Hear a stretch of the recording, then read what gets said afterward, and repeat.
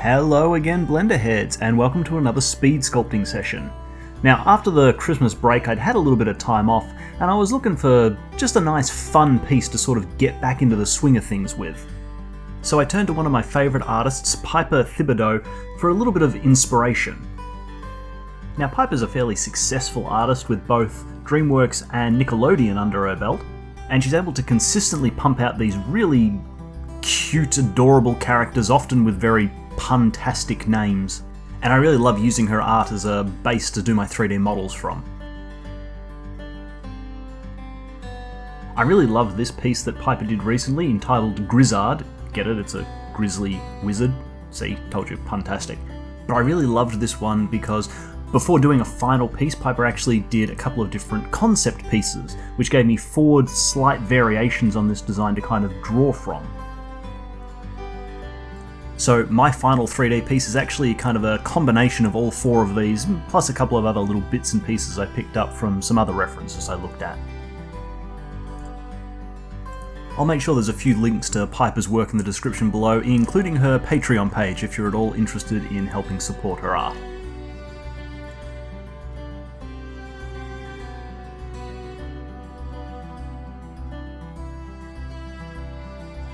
So what you can see going on here is the blocking stage. This is where I kind of just get some basic primitive shapes, spheres, cylinders, whatever, and just kind of mash them together to get a really rough, I suppose, silhouette of the character, with the intention of taking this into sculpt mode in a brief moment and remeshing it all into one mesh.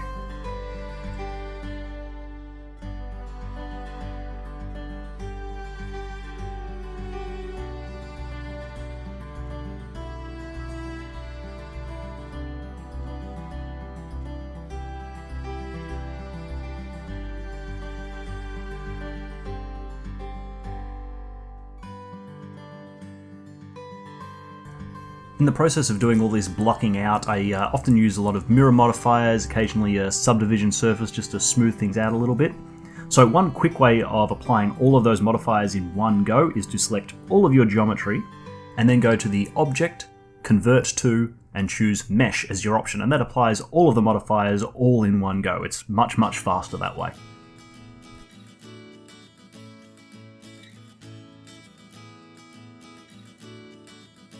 You can see I've just blocked in the beard here. The beard is kind of going to be the bane of this project. I actually tackled this project because I wanted to do a little bit of practice with clothing and stuff, but the beard really ended up being the challenging point of this project. I think I had to redo it about 4 times before I was finally happy with it.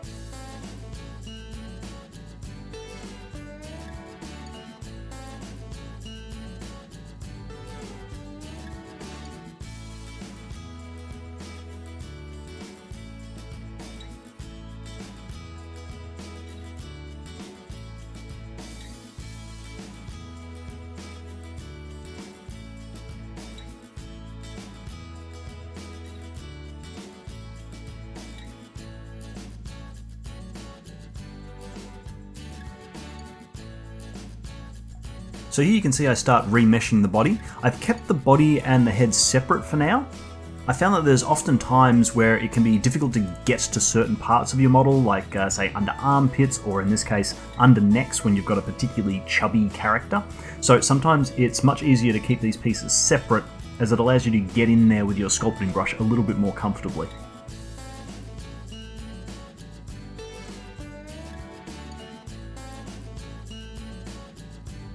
One thing I found beginner artists often neglect, and I've been equally guilty of this myself, is neglecting to put in eyelids. Often we end up with these characters that they appear to be these really wide-eyed expressions because someone's forgotten to put in the eyelids. It's a really common mistake, and eyelids are actually a lot bigger and thicker and are really, really important to getting expression right. You don't realise just how much the ratio of the eyelid to the iris creates the expression, so it's really important to get these in there, and the earlier the better. So you can see here I go in and I actually decrease the resolution of my Dyn Topo mesh here. I wasn't particularly happy with the overall shape that I'd given his body. I mean, he's kind of a chubby, roly-poly character, but he was missing any real definition to his body shape. Like, you can see here I start to add a little bit of an S-curve to his spine. I try and give him a little bit of a shape to his buttocks, and just kind of round out his belly so he's kind of got that beer belly thing going on. So one of the things that I really love about Dyn Topo is that you can upscale and downscale your resolution as you need it, and it's really nice to be able to downscale your resolution and then just kind of smooth things out to be able to rip out detail that you're not happy with.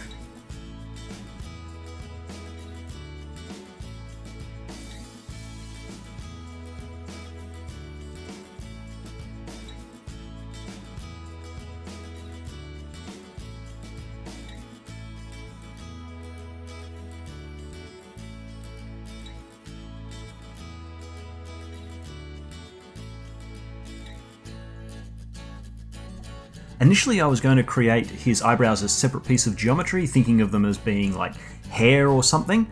So I spent a little bit of time trying to work this up before I realised that I actually preferred it just as sculpted detail. So you'll see in a moment I delete this and redo some of the work.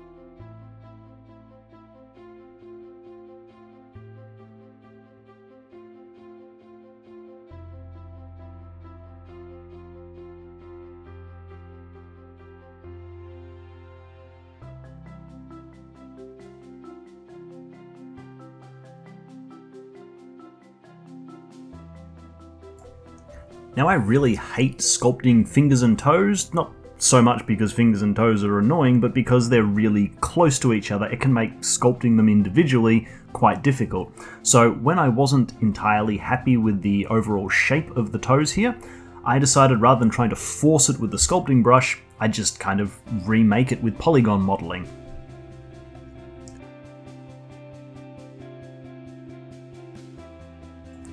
You'll see here I use the masking tools to essentially rip off his feet and then glue these new legs back in using the Boolean modifier.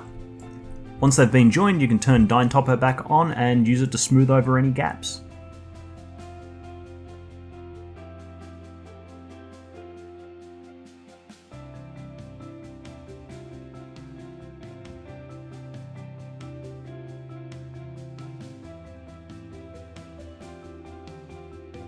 Alright, so here we go with beard sculpting attempt number 1.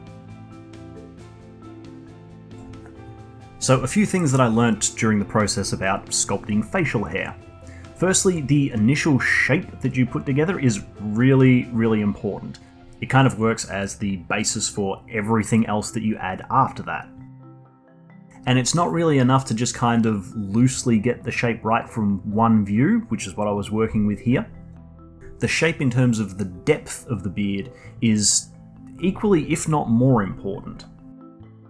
So after struggling with the beard for a little while, I kind of decided to put that on pause for a little bit and go in and do a little bit of colouring.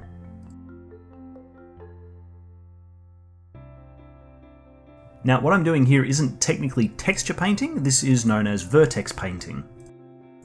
Basically, Blender allows each vertex to hold its own color information, and it can allow you to do a kind of quick sort of hacky paint over to quickly add some color without having to worry about going through the process of UV unwrapping and painting proper textures. So later on, all of this work will basically get redone when we do proper UV unwrapping and texture painting, but just as a way of throwing some color quickly onto a character, this can be a really quick and easy way of doing it. The only downside is that you do have to have a fairly high resolution mesh, otherwise your painting here could end up being a little bit blurry.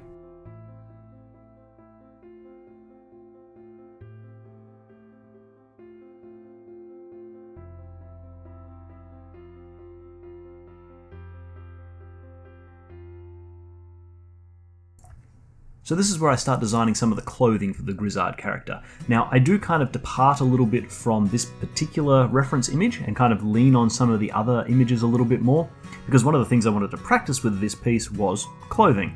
So here I choose to draw on some of the other reference images just so I can flesh out the design a little bit more. This is one of the great things about using concept art. It allows you to draw on multiple different pieces to put your design together.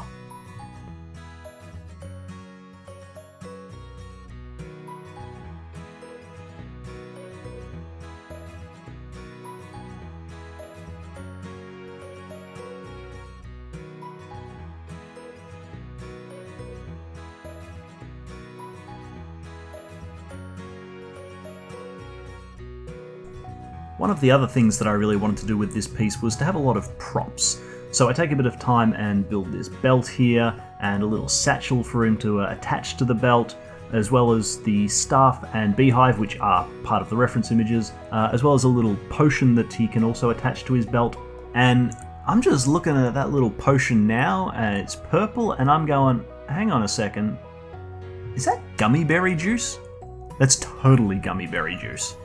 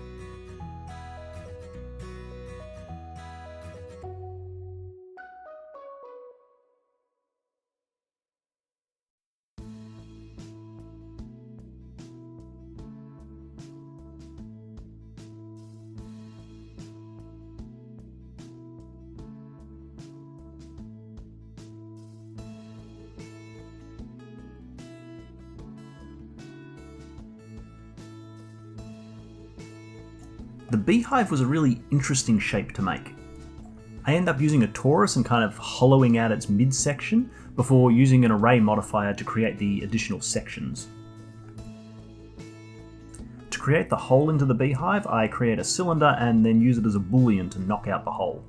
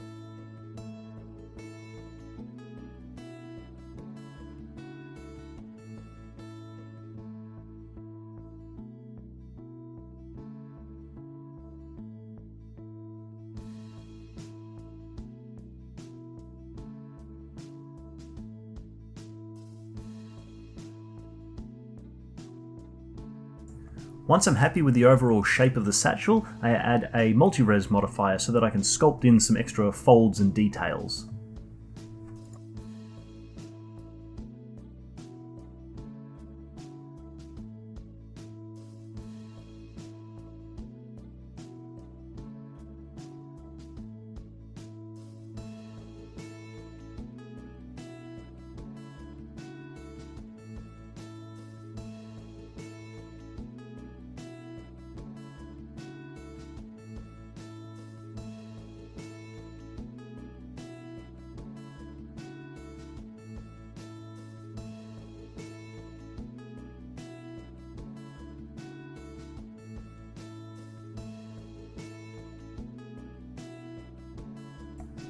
Alright, here we go with attempt number 2 for the beard. Now this does go a little bit better. I'm starting to figure out that the shape is sort of important. Funny that. But what this attempt really lacks is layering. You'll see in a moment that I start to sort of draw in the rough shape of all the different strands, but none of them overlap each other. They're just kind of stacked on top of each other, and that's not realistic. Beards, particularly long beards like this, will kind of interweave and layer over the top of each other. So although this is definitely a step in the right direction, it still has a lot of work to go.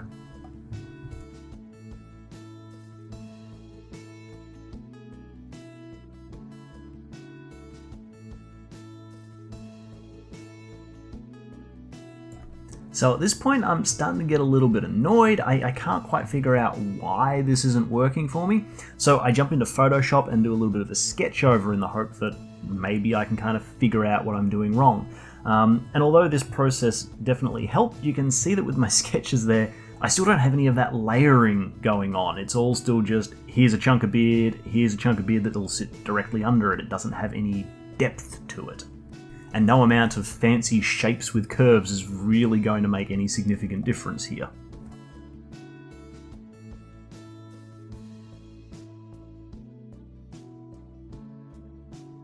So here we go with attempt number 3.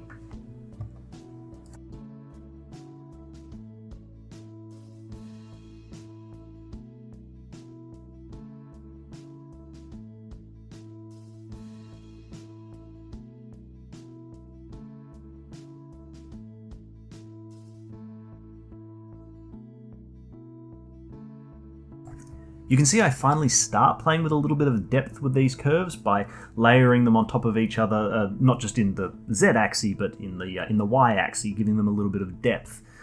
This attempt still doesn't go very well, but at least it's starting to give me some hints of moving in the right direction.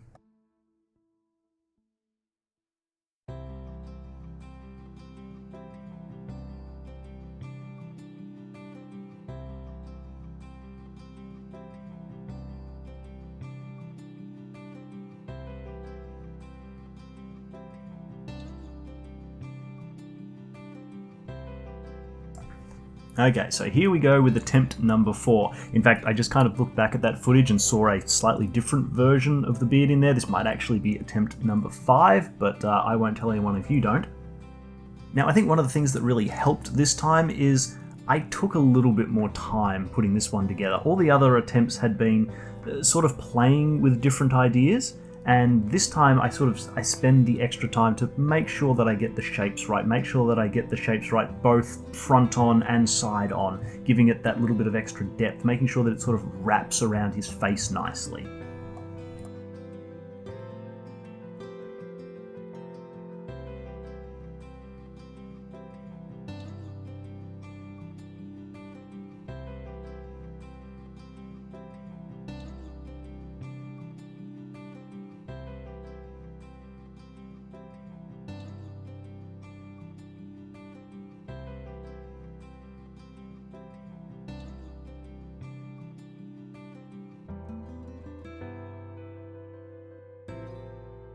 I must confess, I also went and had a look at a couple of other tutorials to see whether maybe there was a different technique that I hadn't been playing with yet that might be able to help. And I really have to throw a thank you out to one of Grant Abbott's tutorials. I'm pretty sure it's one where he sculpts a dwarf that has a big, full, bushy beard, and he put me onto the technique of using the rake setting on your snake hook brush, which you'll see me use in a moment. and it was kind of paramount for being able to get this layering effect that I really needed. This technique was really awesome because it allows the snakehook brush to get a kind of curl into the shape of your beard. That said, the angle at which you need to put the camera when you pull the strands out was really important and did cause me some hassle. You'll see here that I kind of have to re-pull the same strand out, sometimes 2, 3, 5 times before I'm properly happy with it. But you can see here it's starting to help me get this layering effect. So remember, if you want to try and do this technique yourself, start with the strands at the bottom of the beard and then pull additional strands over the top. If you start at the top, it's really hard to pull the strands out from underneath the strand that you've already created. So just think about the overall shape when you first start pulling out these strands, because the more strands that you pull over the top, the thicker it ultimately becomes. Another really important lesson that I learned while doing this was just how important asymmetry is. So a beard that's perfectly symmetrical looks really weird down that center line. So after I was fairly happy with the general shape, I turned off my symmetry and sculpted a couple of additional strands down the middle, going off in some kind of random directions. The outer edges aren't quite so important, but your brain really notices when that center line is perfectly symmetrical. This is broadly true of anything in character design. Perfect symmetry, like in the face, just doesn't exist in the real world. This is why you'll often see characters that maybe have a tattoo or a scar on one side of their face just to break up that symmetry. But it's particularly noticeable with beards and hair, where there's a lot of detail in all of those strands, and it becomes really obvious that that symmetry is there.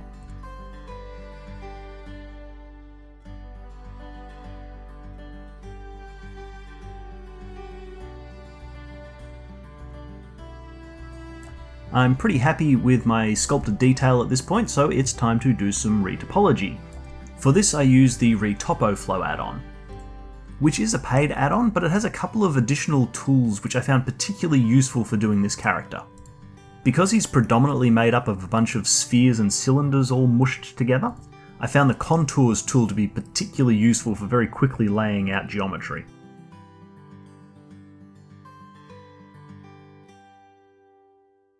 Now, I'm not going to spend too long going over the retopology here. He is a fairly simple character, and as much as I don't mind doing retopology, I find it somewhat therapeutic, I don't feel like it's the most interesting thing to watch.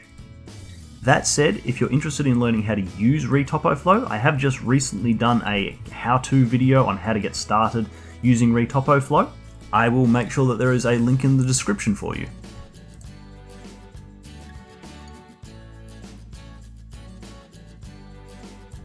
As with the sculpting, doing retopology on fingers and toes can also be a little bit challenging just because everything's really close together.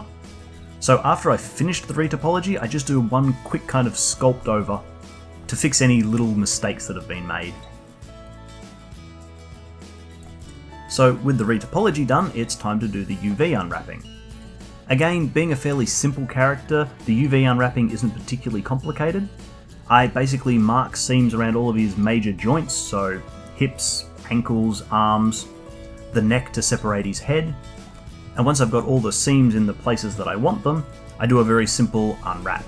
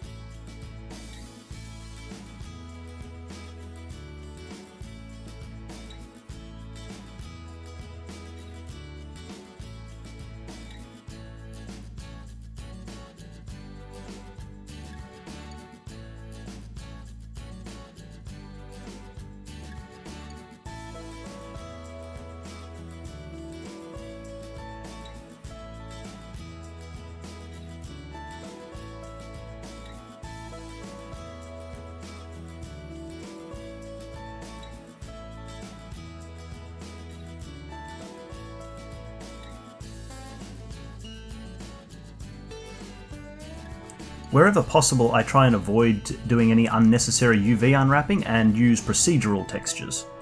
So for a lot of these materials, I'll use the pointiness setting in the geometry node.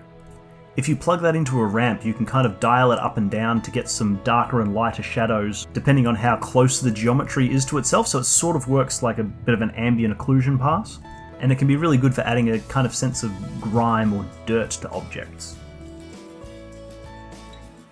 I also like using the noise texture just to add a little bit of variation to my colours.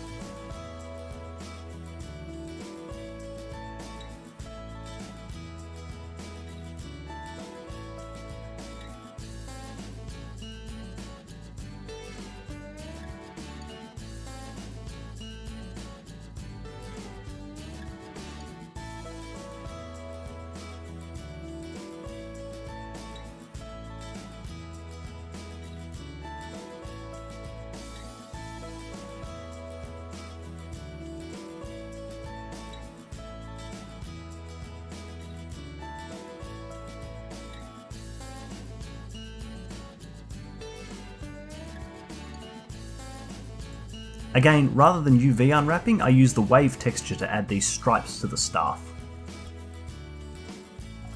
Unfortunately in this case, because the wood kind of splits off into two different directions, the wave texture doesn't quite work for me, not by default anyway, so I do still have to go in and do a very quick UV unwrap.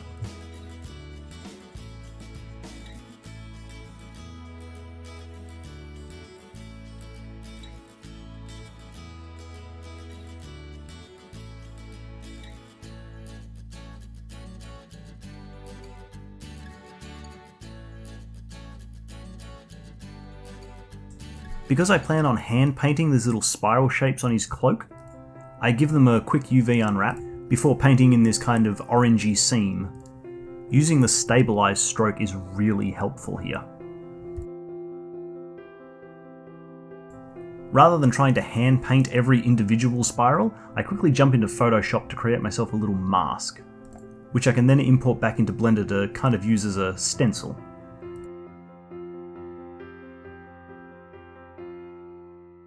I tweak my brush settings, including adding a little bit of random rotation to every single brush stroke, and after that doing all these 100 or so spirals becomes really straightforward.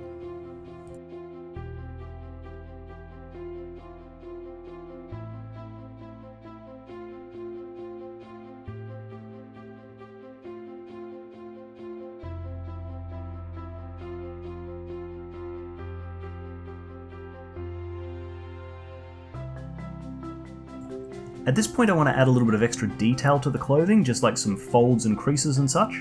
So I add a multi-res modifier to the cloak and the robe, and start hand sculpting some detail in. Now this isn't too bad, but I kind of over detail it a little bit, and you'll see in a moment, particularly the robe kind of ends up looking lumpy, which makes the cloth look like it hasn't been washed in a long time. You'll see later on that I largely replace this with a cloth simulation.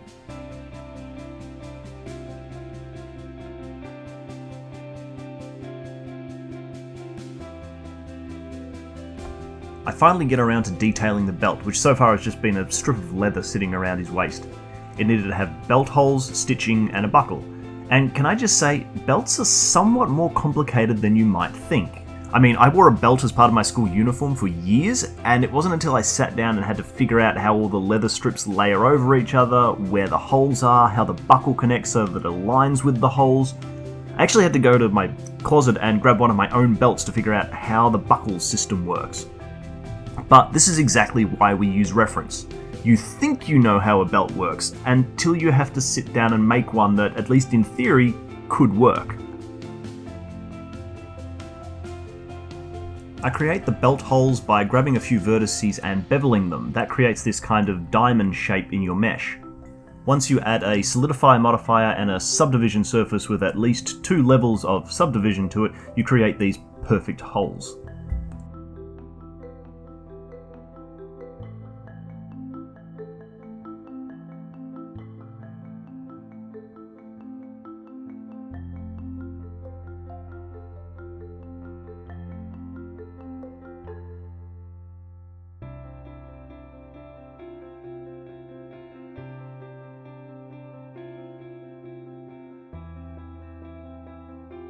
Over time, I've collected a lot of different textures. I use a black leather texture as a base here to add some detail on top of. By using the hue and saturation node, I can change its colour to whatever I want, in this case a light brown. I think this particular texture came from CG Bookcase. I'll make sure that there's some links to a couple of different texture websites I use in the description below.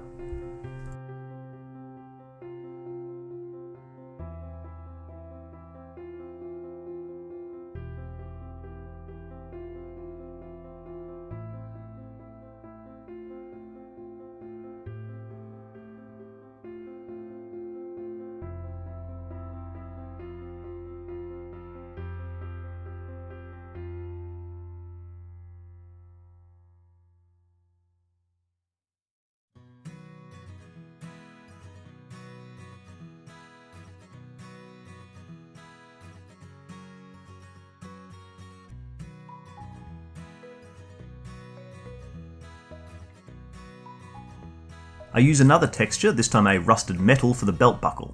I don't bother UV unwrapping these models, as to be quite honest, I'm not even sure you can really see the rust in the final render. Instead, I use the box setting on the projection type, which projects the texture from all 6 angles, so top, bottom, left, right, front and back.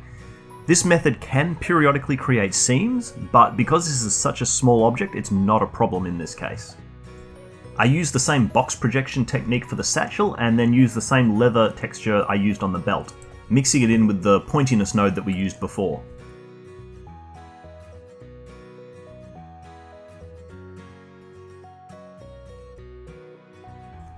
I use a basic Rigify rig to pose the Grizzard. His pose is very simple, but he also has a lot of parts to him, such as the staff, the hat, the beard, even his eyes, and it was much easier to use a rig to move all of these bits at once than trying to move them individually.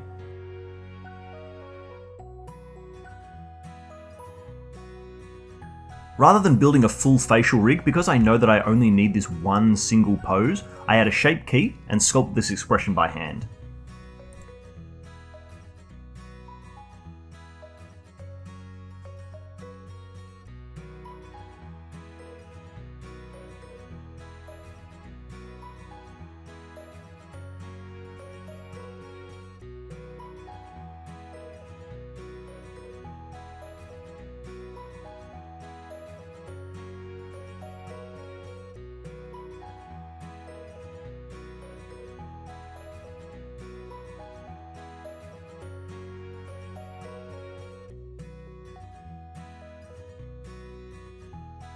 Here I delete the multi-res modifiers on the clothes and redo them using the cloth simulator as a base. Try not to get too deeply connected to the work that you've already done. Sometimes gutting it and starting again from scratch can give you much better results. In this case, I use the simulation as a base to get some really simple wrinkles in the fabric, then I apply the cloth modifier and sculpt the additional details by hand. With the simple wrinkles already in place, adding these sculpted details becomes so much easier.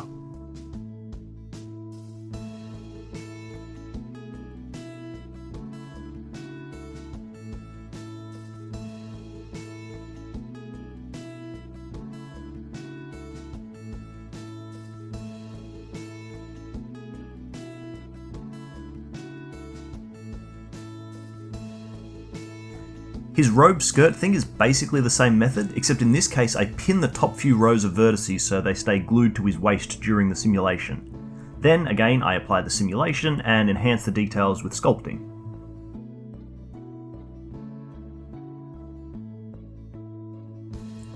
Once again I dig into my textures collection, this time to find a fabric normal map that I can use to add detail to the clothing. This fabric mapping is really important because without it clothing can end up looking a little bit shiny. You need the normal map to help break up the specularity.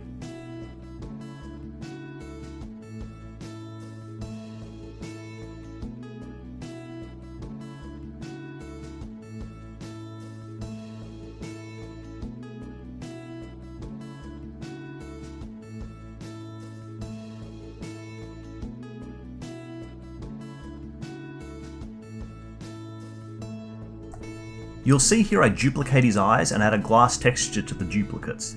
There's a particular shine that eyes have to them, which is created by the cornea, a thin transparent layer that protects the rest of the eyes. Because this layer is wet, it reflects the world around it, particularly bright lights, and it's these reflections that help make our characters look alive. For whatever reason, just making the whites of the eyes really shiny never looks the same. You really need to have this cornea geometry to sell the illusion.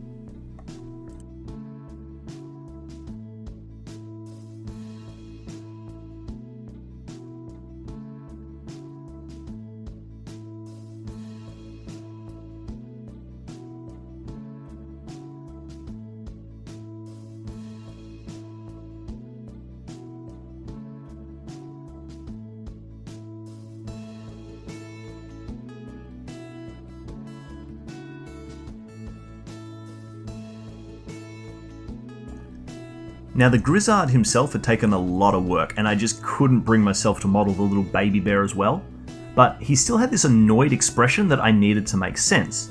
So I decided to push the beehive and bees idea a little bit further, and make the Grizzard annoyed at the bees that have attacked his magic staff. I create a simple bee model and use a particle system to arrange the bees around the beehive.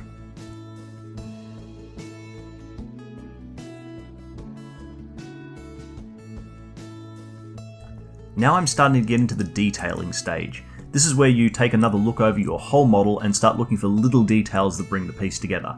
That might be making sure that none of the clothing penetrates the bear's body, or it might be shrink wrapping the belt to the outside of his cloak. Here I add some leather straps to the top of the potion bottle that would in theory strap it to the belt.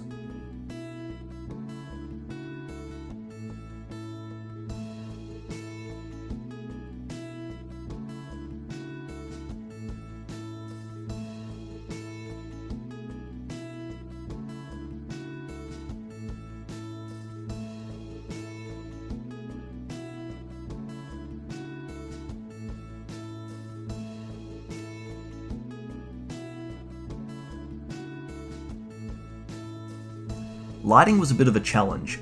The original sketch was largely missing any lighting detail, so I was kind of on my own here.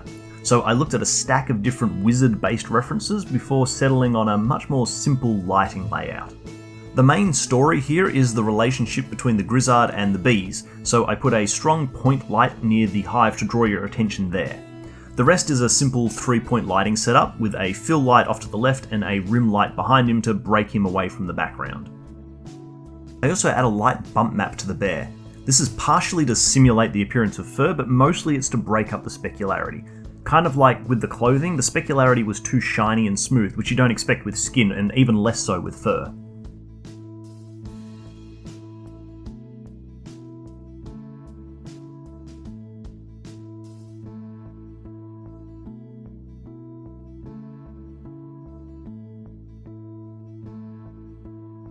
As one final little detail, I add some sticky honey to the outside of the hive. Again, it's these small details that really matter and help bring the piece together.